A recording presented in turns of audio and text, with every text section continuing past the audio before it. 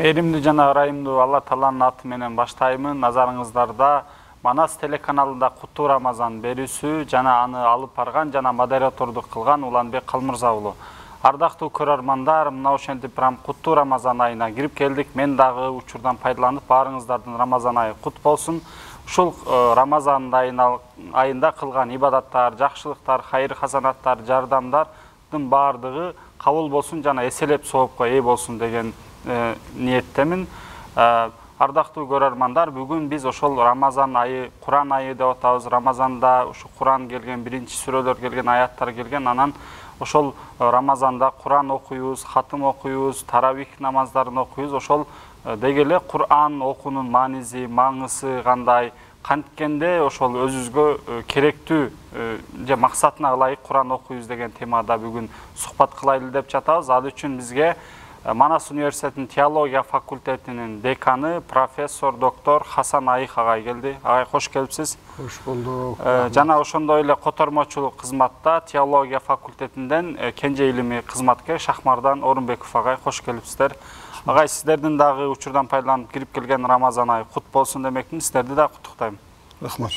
Рахмат. Агай, биз монтип Рамазандын алгачкы күндөрүндө отурабыз. Анан Рамазан айы Куран айы дейбиз. Рамазанда Куран окуйбуз көбүнчө дагы бизде адат катары.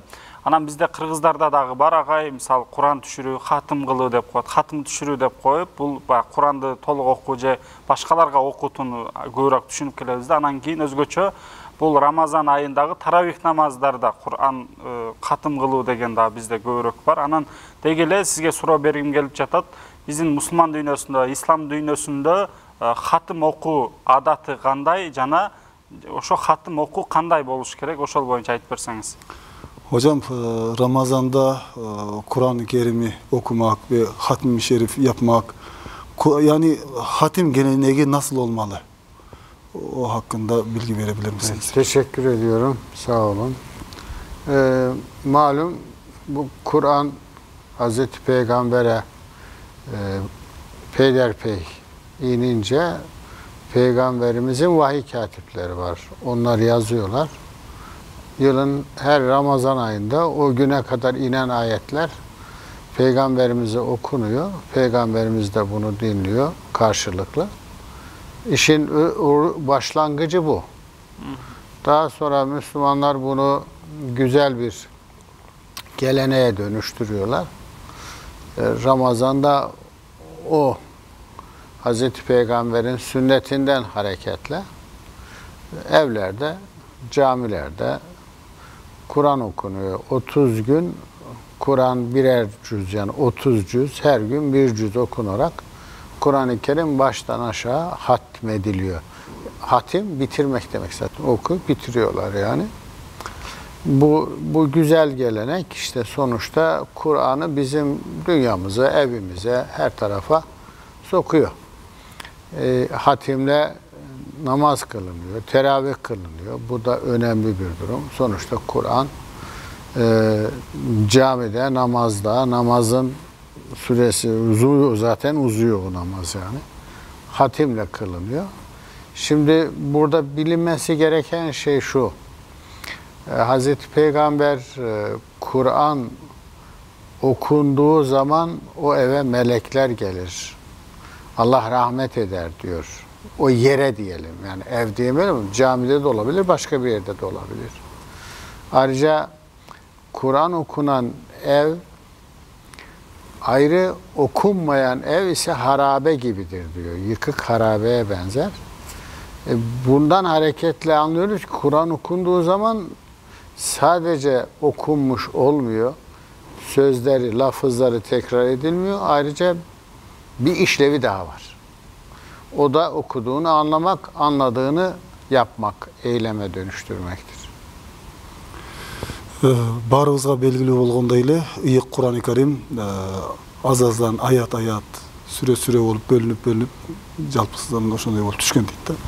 Түшүү учурунда Muhammed пайгамбарыбыз өзүнүн жазуучулары бар эле, катип деп коет. Ошол жанындагы жаза турган сахабалар бар эле. Түшкөн аятты алар жазат эле, жазып туруп топтоп коюшат эле. Ошол Рамазан айына чейинки түшкөн аяттардын баардыгын пайгамбарыбыз ушундай адатка айландырып, түшкөн баардык аяттарды Рамазанда ошол аяттарды кайталап окушат эле дейт да. Бул жакшы салтка айланган эле дейт. Пайгамбарыбыздын доорунда дагы ошол уланып, андан кийин деле мусулмандардын арасында бул иш жайылды. Сонун бир салтка айланды дейт да. Рамазан айы келгенде таравих намаздарында узун кылып намаздарыбызда Куран сүрөлөрүнүн аяттарын окуп, карекелер окуп, хатым түшүрүшөт дейт. Анан ошо Куран окулган жерлер бар дейт. Бул мечит болсун, үй болсун, кайсыл жерле болбосун, Куран окулган жер жөнүндө айтылган пайгамбарыбыздын сөзү бар дейт. Ушундай сөз Куран окулган жер, Куран окулбаган жер. Куран окулбаган жер, үй, мечит, кайсыл жер болбосун, ал бузулуп калган бир көрүнүштө дейт да. Куран окулган жерге караганда Куран окулбаган жер бузулуп калган үй сыяктуу деп мисал берген дейт да. Ошол себептен мусулмандар ушул нерсени негиз алып, дайыма Куранды жашоолорунда бекем карманып, өзгөчө Рамазан айында таравих намаздарында таравих намаздарда толугу менен окушкан. Муну хатим деп коет. Хатим деген толук бүтүрүү, баштан аяк оодаруу дегенди түшүндүрөт дейт да. Демек бул жерде бизде дагы бул бар эмес, пайгамбарыбыз айтты дебизби, бир мисалы Куран окулган үй бир сакина береки бар, окулбаган жерде бир бузулган таштанды сыяктуу депчи. Демек биз тарыхта эстеп кетип атам да, бизде дали бир учурлар болду, динден алыстап же диний нерселер тыюу салган убакта ар бир үйдө бир Куран китеби бар да. Бизде аны деле бир ошол хадистен улам түшүнгөн окшойт да. Анан бизде дагы эми кийинчерээк айтылып баштады, биз дагы ошол Куранды баардыгыңар үйдүн үстүнө текчеге коюп коюп атасыңар деп, же ушандай кадырлуу жогору жерге. Анан окуп атабыз, ошону бирок маанисин түшүнбөй эле жөн эле коюп койдук да. Анан маанисин түшүнүү кандай? Буну сөзсүз эле жөн эле окуп коюш керекпи же мааниси мененби деген суроо берилди. Ушул жерде агайыбыз сөзүнүн аягында айтып өттү эле. Негизи ошол таравихте Рамазан айында Куранды баштан аяк хатым кылып, жөн баштан аяк окуу бар. Ошол эле учурда окуган аяттарыбыздын маани маңызын толук кандуу түшүнүп, аны жашообузга киргизип, иш аракеттерибизде ошол Курандын нуру менен, Курандын аяттарынын буйруктарын жан дүйнөбүзгө, иш аракеттерибизге амал кылуу иши бар деп айтып өттү да. Кандай болуш керек? Эми ошону агайга айтып өтөлүк. Hocam, Kur'an-ı Kerim'i okumak var ve onu anlamak var. Biz o Kur'an-ı Kerim'i okurken nasıl anlamalıyız ve onu hayatımıza nasıl hayatımıza girgizmemiz gerekmektedir. Rahmet. Şimdi Kur'an-ı Kerim'in değil, yani genel olarak söyleyeyim, bütün kitaplar öyledir. İnsan kitabı okur, bir gazeteyi de okur ama anlar. Anlamadığı bir şeyi okumaz. Anladığının da gereğini yapar. Diyelim ki okuduğu şey neyi anlatıyorsa düşünür, hayalleri belki harekete geçer, bir söz söyler, bir yorum yapar veya şunu yap dediyse kalkar yapar. Şimdi o manada da Kur'an da bir kitap ve hem de bizi yaratan, var eden, bütün rızıklarını veren, bu dünyada ne yiyorsak, ne içiyorsak, ne varsa bizim soframızda bir rızık olarak Allah'ın toprağa verdiği bir kabiliyetten ortaya çıkan rızık bunlar işte. Bütün bunları veren Yüce Allah bize bir şey söylemiş. Şimdi söylediği bunun anlamını bilmemiz bir. İki, anlamının tabii arkasından mesela diyelim ki Estağfirullah diyor ki ya eyyühellezine amenu evfu bil uqud, yani ey iman edenler, sözleştiğiniz zaman sözleşmelerinize riayet ediniz. Bunu dinleyen, anlamını da bilen yani şunu düşünür. Ben diyelim ki Ulan Bek'le konuştuk, sözleştik. Dedik ki yarın saat 1'de şurada buluşacağız. Şimdi ben saat 1'de oraya gitmezsem, Ulan Bek de gelmezse, ya ben giderim o gelmezse mesela, yani haksızlık olur. sözleşmeme yani en basiti bu. Uymamış olurum. Bu sözleşme buradan başlar. Ticarette bir sözleşme olur. Ona uymak zorundasın. Veyahut da ne bileyim mesela diyelim ki ben bir okulda öğrenciyim. Okula öğrenci olarak girip bir kağıdı imzalayıp başlıyorum. Orada da bir sözleşme var. O sözleşmeye uygun bir öğrencilik yapman gerekiyor. Oraya girdikten sonra sözleşmeye uygun davranmazsam o ayete ters bir iş yapmış olurum. Negizi deyt, okuda жалаңгала biz Kur'an'da deyimiz, başka nesillerde daha misal alsak bulat deydi. Misal gezit okuyuz deydi. Gezitte yazılgan malumatты biz okup jatkanda аны түшүнөбүz deydi. Düşüngönden keyin oşol düşünügübüzdü içibizge singirip anın negizinde biz hareket kılabız deydi. Hareketke kirебиz. Oşol kandaydır bir kommentarlarda жазабыз, өзүбүздүн ой толголорубузду айтып өтөбүz. Oşol gezitte жазылган bir manilerdi өзүбүздүн жашообузга алып келебиz deydi. Al эми бул Kur'an deydi. Bul Kur'an rızkı berүүчү, улуу жаратуучу Алла Тааланын улуу ыйык китеби дейди. Al Kur'anda emneler айтылган. Bizge karata biz жөнүндө жана bizge берилип жаткан рызкылар жөнүндө жер бетиндеги баардык жер жемиштери болсун, бүтүн адам баласынын колдонуп, жеп, ичип жаткан нерселерин улуу жаратуучу тарабынан берилип жаткандыгы жөнүндө ыйык кабарларды ичине камтыган ыйык китеп дейт. Аны окуган кезде biz ошонун өзүбүздүн жашообузга түшүнүк алып, анын Кудайга шүгүрчүлүк кылып, ага ибадат кылып, ошол эле учурда Kur'an'ın buyruqlarına köngül burabız deydi. Kur'andagы айтылган нерселерге көңүл бурабыз. Мисалы Kur'anda дейт, сөздөшүү, уадалашуу деген маселе бар дейт. Аятты окуду. Я айюхаллазина аману ауфу бил уқуд. Ey iman keltirgендер, söz бергениңерде сөзүңөргө бекем тургула. Уада бергениңерде уадаңардан тайбагыла деп Алла Таала айтып жатса. Анан уада берип алып туруп, мисалы дейт, эки киши уада берип бири-бирине ушул жерде жолугушабыз дей турган болсо, бирөөсү келип, анан кийинкиси келбей калса, бул жерде шермендечилик дейт да, келбей калган адам берки адамдын алдында убактысында кыянаттуулук кылып атат, убактысын жеп жатат, акысын жеп жатат сыяктуу. Ошол эле сыяктуу Кур'андагы кайсы эле буйруктар болбосун, Кудай Таала тарабынан берилген буйруктар, аны окуп түшүнүү керек. Мисалы дейт, бир окуучу окууга келип туруп, кол коюп туруп окууну баштаган кезде, бул дагы ошол кол тармасын, кол жазмасын, колун койгондугу анын ошол окууга, окуу менен келишим түзүүсү болуп эсептелет. Окууга келбей койсо, анда ал ошол өзүнүн убадасына турбагандыгы болуп эсептелет. Демек бул жерден чыгарабыз, Kur'an'da okuyubuz, аны түшүнөбүз, түшүнгөндөн артынан аны амалга ашырабыз, iş yüzüne aşırabız deyip aytıp kettim. Evet, şimdi burada yalnız bir şeyi de ifade etmek gerekiyor. Yani dinleyicilerin aklına şu gelebilir. Biz anlamını bilmiyoruz. Sonuçta bilmiyorsak biz o zaman okumayalım yani. Öyle değil. Öyle anlaşılmaması gerekiyor. Çünkü yani bu işin en alt seviyesi şudur. Kur'an okuyan adam, kişi neyse, en azından ağzından Allah'ın kelamı çıkıyor. Onu yapmayıp da onun yerine dedikodu yapsa, boş sözlerle oyalasa kendisini, hatta ne bileyim çirkin söz söylese,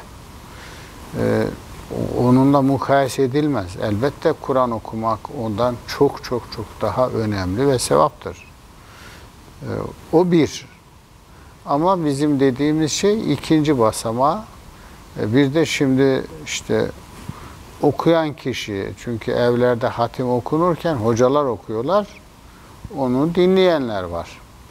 Hocalar da yani çoğunlukla biraz olsun bunun anlamını bilirler.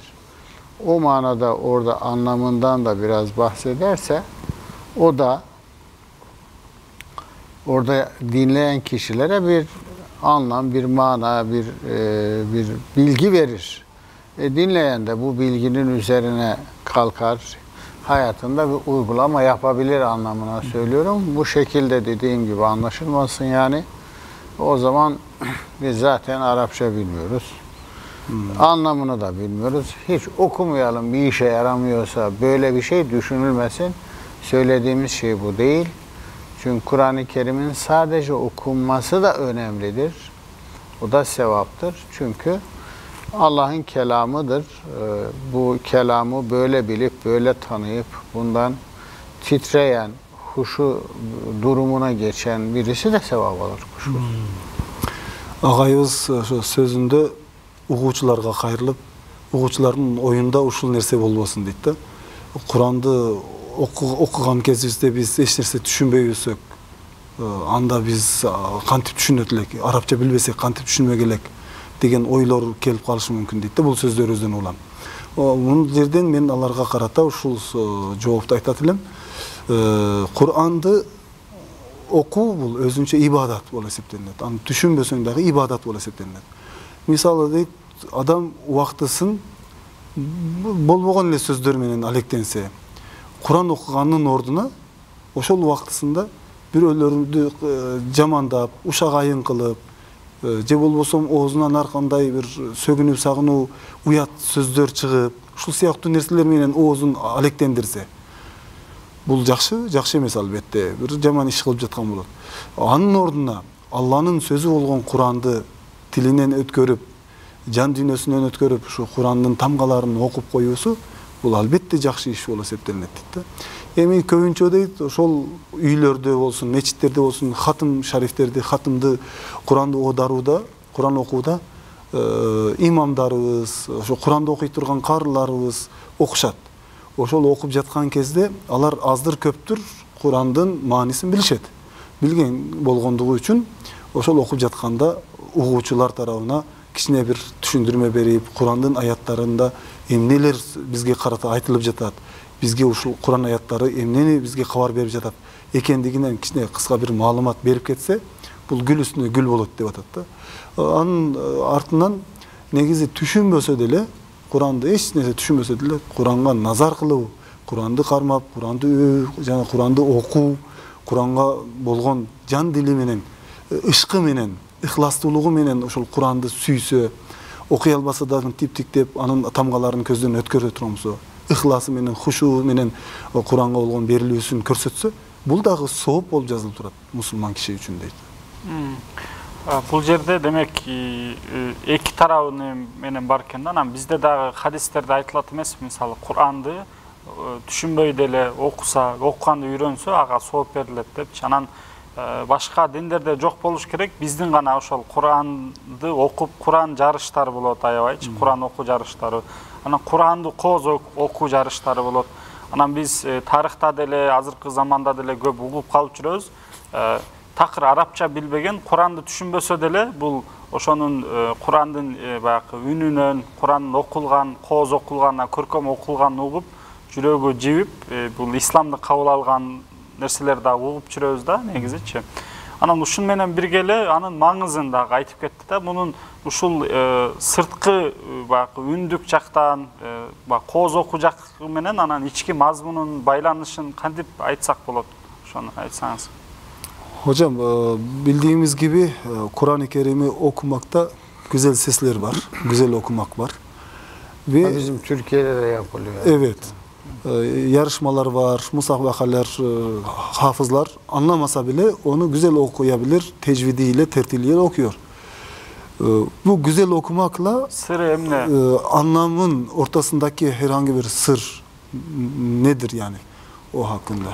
Ya Kur'an-ı Kerim'i güzel okumak, ona teganni diyoruz yani belli bir musiki kuralınca, bir de sesi de güzel olduğu zaman, yani müzik eğitimi almış birisi çok güzel okur, güzel de olur ama burada şöyle bir dengeye dikkat etmek lazım.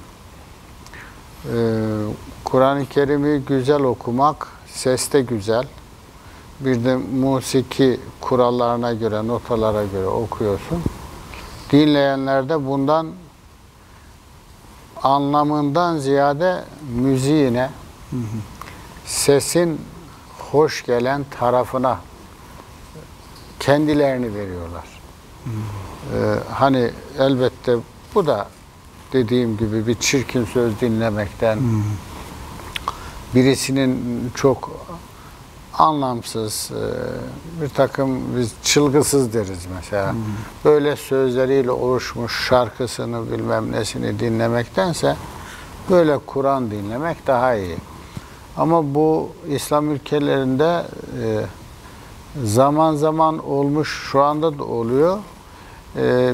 Halk kitleleri bu güzel sesle okunan Kur'an'ı artık sanki asıl buymuş gibi bunu dinliyorlar. Bundan zevk alıyorlar. Bir adım ötesine geçmiyorlar.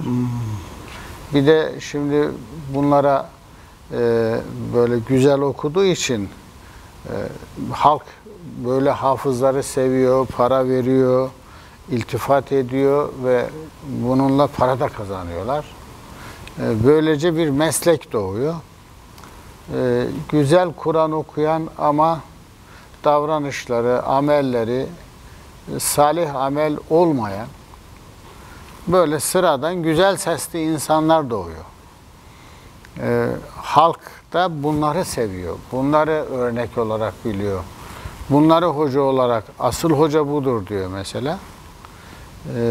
Hoca olsun sorun değil ama işte davranışları model olması için okuduğu Kur'an'ı onun da anlaması lazım. Bunların çoğusu o tarafa geçmiyorlar zaten. Bir de dediğim gibi mesela Kur'an-ı Kerim'i güzel okuyana ödüller veriliyor. İyi ödüller veriliyor. Ayrıca maaşı da oluyor falan. Şimdi buna iltifat artıyor. Bizde bir söz vardır. Marifet iltifata tabidir. Yani bilgi ne kadar önem verilirse çoğalır. Şimdi diyelim ki sizin sesiniz güzel Şahmardan hocam. Siz güzel sesinizle Kur'an okuyorsunuz. Cami cemaati size önem veriyor, sizi seviyor, sizi takdir ediyor, sizi davet ediyor, siz. Ama ben de sesim yok. Musiki de bilmem. Ben de sadece anlamını bilirim, üzerinden konuşurum. Bana hiç kimse selam da vermiyor, tanımıyor da, bilmez de, önem de vermez. Şimdi senin yaptığın iş daha gelişir. Benim yaptığım iş gölgede kalır. Ve insanlar yetişmez. İşte o Kur'an okunan ev, Kur'an okuyan kalp ihya oluyor ya, olmaz. Orada bir duygu gelişir. Duygu ve coşku diyoruz buna. Bu yetmez. Ağayыбыз ошо маанини түшүнүп жашоого алып келүү менен кооз окуп андан таасирленүүнүн үлкөн айырмачылыгын айтып өттү да. Негизи дейт биздин жалпы элибиз дейт, ушу бизде дагы бар дейт, Турцияда, Кыргызстанда дагы улам жыл сайын өнүгүп жатат бул багытта. Кооз окуу маселеси, кырааты менен деп коебуз го, уккулуктуу, мукамдуу, ал киши ошондой жөндөмгө ээ болот. Мусики бир аспаптардын баягы үн коштоолорун өзүнө сиңире алат да, окуган кезде жагымдуу окуйт. Мындай адамдар окуган кезде үнү менен таасир этет. Адамдар дагы ошол үнгө маани берет да, маанисине анча көңүл бурбай неме кылат дейт. Угуучу тарабынан адамдардын акыркы учурларда ошо үнгө маани берип отуруп, мааниси эмне боюнча кетип аткандыгына дагы көңүл бурулбай калып кете берет. Адамдар ошонун негизинде кооз окуган адамга сый урмат көрсөтө башташат. Аябай кооз окуп, бирок ичиндеги маанисин билбейт. Же болбосо жашоосунда ошол нерсенин Курандагы окуп жаткан, кооз окуп жаткан аяттарын өзүнүн жашоосун дагы ошонун негизинде кооздобойт дейт да, мындай тагыраак айтканда. Окуйт, бирок өзү түшүнбөйт дейт. Ушундай бир мисал мен берди да, бир адам бар дейт, аябай сонун окуйт. Окуган кезде адамдардын жүрөгү ушундай жибип, укканда уккуң эле келе турган бир үн менен окуйт. Ошол эле учурда бир адам бар, ошол окуган аяттардын ар бирин маанисин тереңинен түшүнөт. Аны өзүнүн жашоосунда сиңирип алган. Жасаган амалдары дагы ошол Куран аяттарына аябай төп келет. Ушундай карасаң, тиги кооз окуган адам сонун окуйт, бирок өзүнүн жашоосунда ошол сонун окуган Куран аяттарынын maanisi çagılbay turat deyit da. Ошондой болгондугу үчүн адамдар көбүнчө сырткы мааниге эле көңүл буруп, ички мааниге көңүл бурбай калган учурлар көп кездешет. Кооз окуган кишиге маани бергендиктери үчүн ал адам сыйга бөлөнө баштайт. Ал аябай абройлуу болуп баштайт. Алдыга өткөрүлөт, төргө өткөрүлөт, аны сыйга бөлөшөт.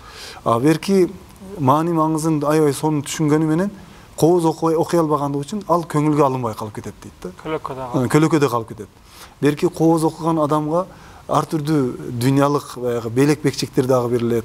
Ашырып керек болсо ушундай бир белектерди берет, акчалай түрүндө, түрдүү, мисалы азыркы учурда күбөдө болуп жүрөбүз. Жакшы окуган, кырааты менен жарыштарда унаа алгачкы жаңы чыккан үлгүдөгү машинелерге чейин утуп дегендей күнүмдүк турмушундагы алар озуп чыгат дейт да. Акчалай жагынан, материалдык жагынан алып караганда дейт. Бул жерден алып караганда негизи адамдар эгерде ушундай кылып, ушул Куранга ушундай мамиле кыла берсе дейт, анда биз бир тепкичтен кийинки тепкичке өтпөй калабыз дейт да. Курандын негизги максатына өтпөй калабыз. Пайгамбар саллаллаху алейхи вассалам баягы хадисине кайтып келди да. Хадисте айтылып атпайбы дейт. Куран окулбаган үй бузулуп калган, жемирилип калган үйгө окшош деп атат дейт. Куранды окуп анын маанисин жашоодо чагылдырмайын, ал окуганда толук кандуу баягы талапка ылайык болбойт деп жалпысынан ушундай айтып өттү. Демекки биз ошол Куранды кооз окуу, көркөм окуу дейли. Ал биринчи этап экен, албетте бул дагы буну сөзсүз биз кабыл алышыбыз керек. Бул дагы биринчи этап. Бирок негизги максаты анын маңызын да түшүп, өзүнүн жашоосуна алып келүү да. Агай айтсаңыз, анан өзгөчө Рамазан айында турабыз, биздин да убактыбыз келип калды. Биринчи тепкичин дагы айтыңыз, ошо экинчи негизги максаты болгон экинчи тепкичке өтүүдө өзгөчө Рамазан айында болсун, же хатым окууларда болсун, эмнелерге көңүл буруш керек ошону окуп жаткан маанисин түшүүнүдө, ичиндеги мазмунун түшүүнүдөчү? Hocam bu Kur'an-ı Kerim biliyorsunuz Ramazan ayında inmiştir. Önümüzde Ramazan ayındayız şu anda. Bu Ramazan ayında Kur'an-ı Kerim'i güzel okumaktan öte onu anlamanın daha derin bir manası hakkında geniş bilgi verebilir misiniz? Teşekkür ediyorum. İslam dünyasında bir söz var, bu önemli bir sözdür. Kur'an-ı Kerim Hicaz bölgesinde, yani Mekke, Medine'de indi. Mısır'da okundu güzel sesli hafızlar tarafından. Orta Asya, yani Türkistan bölgesinde anlaşıldı. İdrak edildi. İşte asıl zirve seviye, en üst seviye budur. Yani onu anlamak ve uygulamak, yaşamak. Çünkü Hazreti Ayşe'ye Peygamberimizin ahlakı soruluyor, biliyorsunuz, bilirsiniz. O da diyor ki onun ahlakı Kur'an'dı. Yani Kur'an'dan nasıl ahlak alınır? Okursun, anlarsın, anladığını yaparsın. Ahlak zaten ameldir. O manada bir şey olmak zorundayız. Bu bir kitap. Kitap insanı yetiştirir. Bu sadece Ramazan'a özgü bir durum değil. Diğer zamanlarda da bu iş olursa eğer, yani bu kitabı, bu Kur'an'ı inanan, okuyan, hatta seven, kalpten de seven bir toplum nitelikli, kaliteli hale gelir. Yani işte o zaman diyelim ki o ülke harabeye dönmez. O ev harabeye dönmez. O kalp harabeye dönmez. Kalbi harabeye dönen insan sorunlu insandır. Kendisiyle kavgalı insandır. Sürekli problem üreten insandır. Bulunduğu yerde sorun olan insandır. Evde eğer huzursuzluk varsa, anne, baba, çocuklar arasında iletişim yok, kavga var, sürekli birbirleriyle çekişme halindeyseler o ev harabeye döner. Ama evde anne, baba, çocuklar ahlaklı, erdemli, sorumluluğunu bilen, yaptığı işi tam yapan, seven, paylaşabilen, yani bunlar İslam'ın Kur'an'da da anlatılan erdemleridir. İnsanlarsa o ev işte harabe olmaz, ayakta durur. Bir ülke de öyle. Ya bir ülkede insanlar dediğim gibi çalışmaz, tembel olur, sorumluluğunu bilmez, yaptığı işi düzgün yapmaz, haksızlık yapar, hakkına hiç razı olmaz. Hep başkasının üzerinden mal almaya, çalmaya, geçinmeye çalışırsa bu ülke harabe olur. İşte harabe olmak demek illa yıkılmak, taşların yıkılması anlamına gelmez. Manevi manada harap olur. Yani bu Kur'an okumanın bize getirisi çok çok fazladır. Bunu bilmek gerek. Agayыбыз ошо сурообузга жооп иретинде Кур'андын түшүүсү Хижаз аймагында түшкөн дейт да, Меккеде түшкөн. Окулушу Мысырда, Египетте жатталды, окулган дейт. Ал эми анын иш жүзүнө Кур'андын ичиндеги маани маңызын Мавараи Нахр, ошо Түркистан, Орто Азиядагы эл уну жандантты дейт да, иш жүзүнө ашырды. Пайгамбар Мухаммед саллаллаху алейхи вассаламдын өзү мүнөзү жөнүндө сахабалар келип Азирет Айша энебизге баарыбызга белгилүү болгондой суроо сурап, пайгамбарыбыздын мүнөзү кандай эле деп сураганда, анын мүнөзү Кур'ан эле деп жооп берген дейт да Айша энебизди.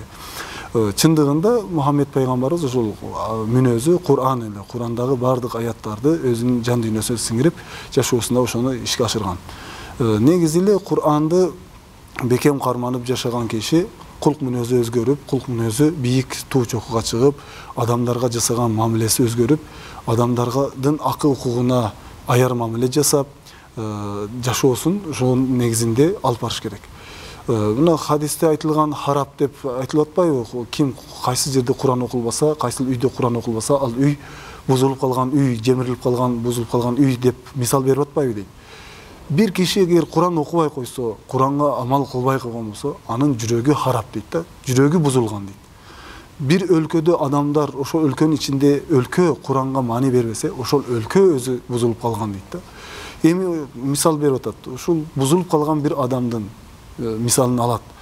Jürögü buzulgan bir adam deyit. Bir jakşı işti jasaganga oyu jok.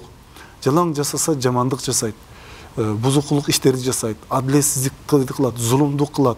Adamların akısın jeyt, biröөлөрдүн üstünөн oynop, biröөлөрдүн tagdırı menen oynaşıp, biröөлөрдүn mal dünyasına kol salıp, oşonun negizinde ömür keçiret. Munday adam jürögü harap deyit da, buzulgan, jemirilip kalgan. Jemirilip kalgan dep aytılgan sözdü biz bir ana taştar kulap, bayagı üydü kirpiçler menen kurap turguzganda, oşo kirpiçleri kulap düşüp kalıptır dep oylop kalbашыбыз керек. Bul hadisteki mani deyit. Buzulup kalуу bir gana üydün kirpiçlerinle aytbaş gerek. Adamın can dünyasının buzuluğusu var. Өлkөнün içindeki buzuluğular var. Oşuların bardығы kelip öz içine kamtıyt deyit da. Жалпысынан alganda mına oşonday. Oşol sebepten Kur'an'a amal kılуу menен аны жашообузга киргизишибиз керек. Рахмат агайлар, чоң рахмат. Чындап эле Kur'an'ды окуунун жана мааниси менен, мазмуну менен жана ичиндеги Kur'an'дын баалуулуктары менен өзүнүн кулк мүнөзүнүн адеп ахлагына колдонуу тууралуу өтө пайдалуу, кызыктуу бир сухбат кылып бердиңиздер. Сиздин айткан кеңеш насааттарыңыз өз максатына жетсин деген тилектердебиз. Сиздерге чоң ыраазычылык билдиребиз. Дагы бир жолу Рамазан айы кут болсун. Ben de teşekkür ediyorum. Rahmat size. Ардактуу көрүүчүлөр, чындап эле ооба Кур'андын лафзы жагынан болсун, бакы фонетикалык үндүк тарабынан дагы Кур'ан мужизалык, керемет бир китеп. Аны биз түшүнбөй деле окуп же уккан болсок, сөзсүз соопко жетебиз да. Бирок бул жеткиликтүү эмес десек болот. Мисалы жөнөкөй эле мисалга айта турган болсок, бизге бирөө кат жазды же бизге SMS жиберди, бирок атайын бизге арнап жиберди да, бирок биз анын маанисин, мазмунун түшүнбөсөк, ал каттын же SMS-ине эч кандай бир мааниси жок да. Ошол сыңарындай эле мисалы Алла Таала бизге пайгамбарыбыз аркылуу биз Кур'ан китебин жиберди, жана аны окугула, түшүнгүлө, ичиндеги баалуулуктарды, буйруктарды, адеп ахлактык баалуулуктарды алып өзүңөрдүн жашооңорго колдонгула. Анан бул дүйнөдөн сыноосунан өтүп, бул дүйнөдө дагы бактылуу жашагыла деп бизге жиберди да.